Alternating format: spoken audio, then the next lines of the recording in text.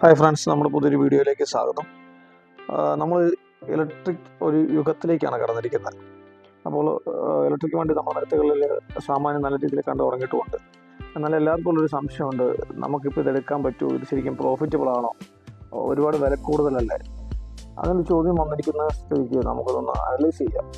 ഇത് എത്ര കിലോമീറ്റർ ഓടുന്ന ആൾക്കാർക്കാണ് ഇത് ലാഭം, എത്ര കിലോമീറ്റർ ഓടിക്കഴിഞ്ഞാൽ നമ്മുടെ പെട്രോൾ വണ്ടിയായിട്ട് ഒരു കോസ്റ്റ് ഈക്വലാവും, അതൊന്നും അറിയാൻ വേണ്ടിയാണ് നമ്മൾ ഈ ഒരു പർട്ടിക്കുലർ വീഡിയോ ചെയ്യുന്നത്.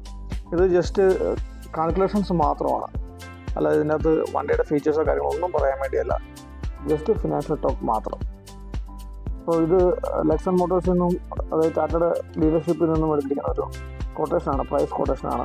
അത് നമ്മൾ കമ്പാരിസന് വേണ്ടി എടുത്തിരിക്കുന്നത് ടിയാഗോ XTA, അതായത് പെട്രോൾ ഓട്ടോമാറ്റിക് വണ്ടി, AMG വണ്ടി, ഇലക്ട്രിക്കിൻ്റെ ലോങ് റേഞ്ച് XT എന്ന് പറഞ്ഞ മോഡലാണ്. അത് രണ്ടും എന്തുകൊണ്ട് എടുത്തതെന്ന് വെച്ച് കഴിഞ്ഞാൽ രണ്ടിൻ്റെ ഫീച്ചേഴ്സ് കമ്പാരിറ്റീവ്ലി സെയിം ആണ്. വേറെ ഇലക്ട്രിക് വണ്ടിക്ക് ഓട്ടോമാറ്റിക് ക്ലൈമറ്റ് കൺട്രോൾ ടിയാഗോ XTയേക്കാളും പ്ലസ് പോയിൻ്റ് ആയിട്ട് വരുന്നുണ്ട്, അതായത് ഫീച്ചർ എക്സ്ട്രാ വരുന്നുണ്ട്. കൂടുതലായിട്ടൊന്നും തന്നെ പറയുന്നില്ല, നമുക്ക് ഡയറക്റ്റ് വീഡിയോയിലേക്ക് പോകാം. ഇത് ഞാൻ നേരത്തെ കാണിച്ച ആ കൊട്ടേഷൻ്റെ ആ പർട്ടിക്കുലർ ഡീറ്റെയിൽസ് ഞാൻ ഇതിലേക്ക് മാറ്റിയിരിക്കുന്നതാണ്. നേരത്തെ ഞാൻ പറഞ്ഞ പോലെ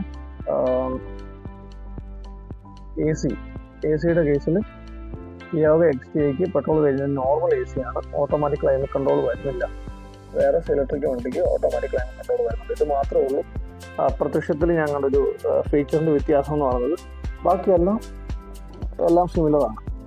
ഇപ്പം നമ്മുടെ XTA മോഡലിൽ പെട്രോൾ വേരിയൻറ്റിന് വരുന്ന വില 7,621,621 രൂപ. അത് ഞാനിവിടെ മെൻഷൻ ചെയ്തിട്ടുണ്ട്. നമ്മുടെ ഇലക്ട്രിക് വണ്ടിയുടെ വില 10,41,039 രൂപ. ഓക്കെ, അപ്പോൾ പ്രൈസ് ഡിഫറൻസ് വരുന്നത് 2,66,418 രൂപയാണ്. അതായത് 2,66,418 രൂപയാണ് നമ്മൾ എക്സ്ട്രാ കോസ്റ്റ് ഇലക്ട്രിക് വണ്ടിക്ക് കൊടുക്കുന്നത്.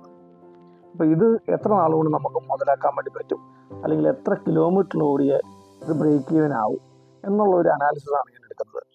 ഈ ഒരു പർട്ടിക്കുലർ ജേർണിയിൽ ഞാൻ ഇലക്ട്രിക് വണ്ടിയുടെ കോസ്റ്റ് എപ്പോഴും കൂട്ടി തന്നെയാണ്, റിയൽ എക്സ്പീരിയൻസിന് കൂടുതലായിട്ട് കാണിച്ചിരിക്കുന്നത്. കാരണം ഓരോ ചാർജിങ് സ്റ്റേഷനിലും ചാർജ് ചെയ്യുന്ന യൂണിറ്റ് വ്യത്യാസമുണ്ട്.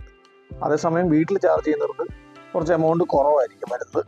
അപ്പോൾ നമുക്കിതിൻ്റെ മാക്സിമം എത്ര ഓടിക്കഴിഞ്ഞാൽ ഇത് ബ്രേക്ക് ഈവൻ എന്നുള്ള രീതിയിലേക്ക് ചിന്തിച്ചാൽ മതി.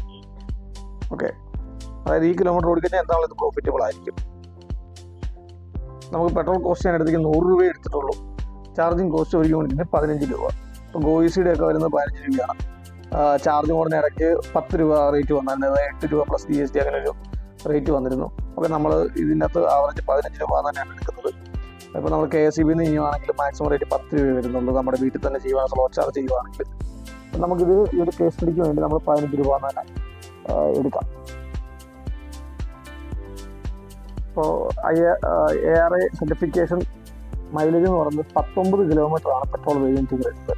പെട്രോൾ ഓട്ടോമാറ്റിക് വണ്ടിക്ക് 1 ലിറ്ററിന് 19 കിലോമീറ്ററാണ് മൈലേജ് പറയുന്നത്.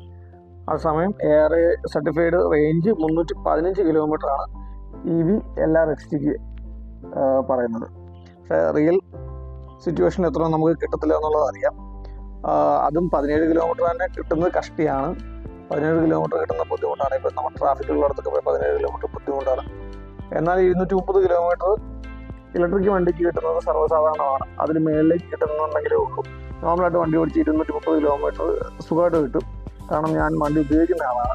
200 കിലോമീറ്റർ പ്ലസ് എന്താണെങ്കിലും ഉണ്ട്. 230, 250, 260 ഒക്കെ നോർമലി നമുക്ക് കിട്ടുന്നുണ്ട്.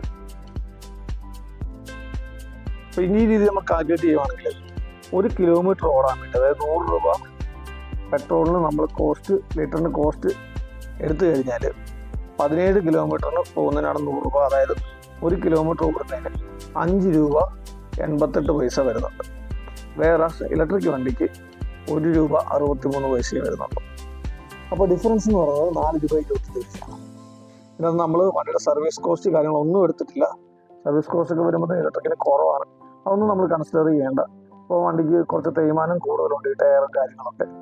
അപ്പോൾ അതുകൊണ്ട് നമ്മൾ ഈ ഒരു പർട്ടിക്കുലർ കേസ് മാത്രം എടുത്താണ് മുന്നോട്ട് പോകുന്നത്. ഇതാണ് അതിൻ്റെ ഡിഫറൻസ് വരുന്നത്, 4 രൂപ 25 പൈസ. അതായത് ബ്രേക്ക് ഈവൻ ആവണമെങ്കിൽ 62,658 കിലോമീറ്റർ. ഇതെങ്ങനെ എടുത്തെന്ന് വെച്ച് കഴിഞ്ഞാൽ നമ്മുടെ പ്രൈസ് ഡിഫറൻസ് എന്ന് പറയുന്നത് 2,66,418 രൂപയാണ്. ഡിഫറൻസ് എന്ന് പറയുന്നത് എമൗണ്ട്, അതായത് 1 കിലോമീറ്ററോളം ഡിഫറൻസ് 4 രൂപ 25 പൈസയാണ്. അപ്പോൾ ഈ 2,66,000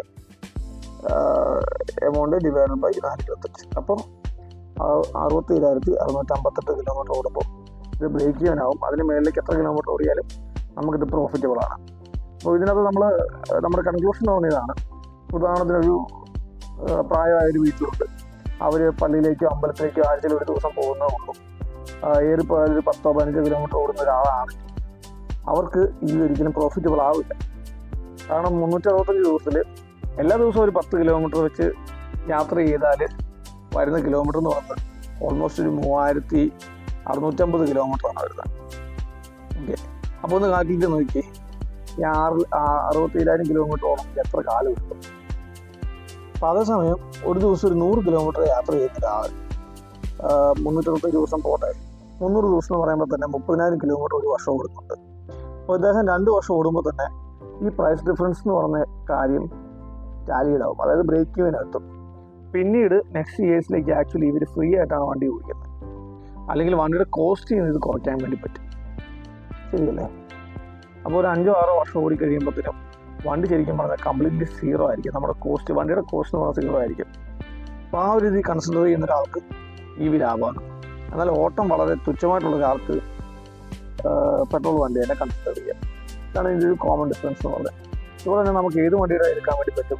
നെക്സോൺ ആണെങ്കിലും അതുപോലെ പഞ്ചാണെങ്കിലും എല്ലാം നിങ്ങൾക്ക് എടുക്കാൻ പറ്റും.